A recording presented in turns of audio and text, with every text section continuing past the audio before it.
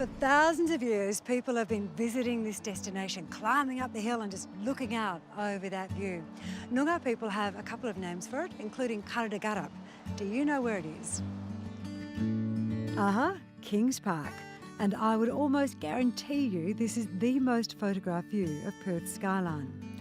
And while the view is stunning and the diversity of the parkland and trails speak for themselves, there are a few things about Kings Park we 6 million visitors to the park each year may have overlooked. Let's take a walk.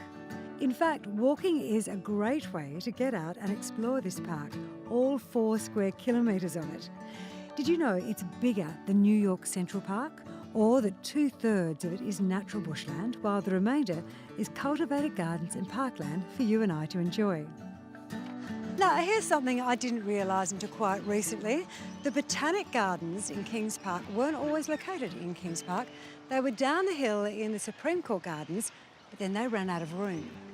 Because more and more botanists kept bringing back samples from around the state and the nation.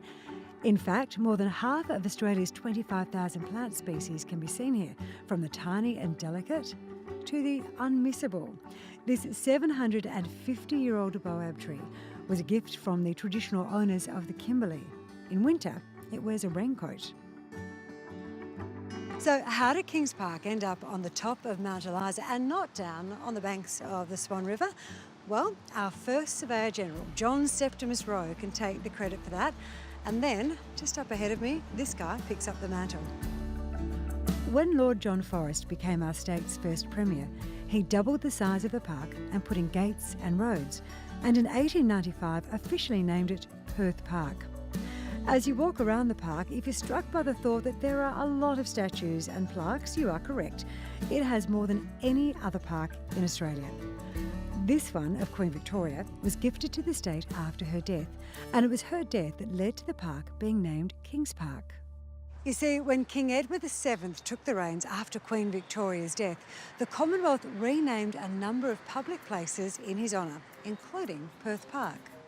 A lot of the state's history is recorded here.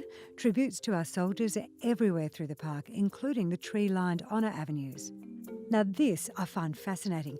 At first glance, it's just an old shell casing. On closer inspection, it's a projectile that was from the HMS Queen Elizabeth that served at Anzac Cove. It and the smaller casings were repurposed after the war and used to collect donations to maintain those honour avenues. Now, I have been coming to this park ever since I was a little girl, and every single time I come, I discover something new. For instance, this tower, the DNA Tower, which has arguably the best view in the whole of the park, correct? Yeah! So this time when I came down, I didn't just look out, I looked at the ground. At the base of the tower and the walls around it, and discovered they are made from stones that come from all over WA, symbolising this is a park for everyone to enjoy. And it really is. And if you take the time to read some of the plaques or perhaps go on one of the free guided tours, you'll also realise there is so much more than just what you can see to our state's #1 tourist drawcard. It really is a giant storybook about Destination WA.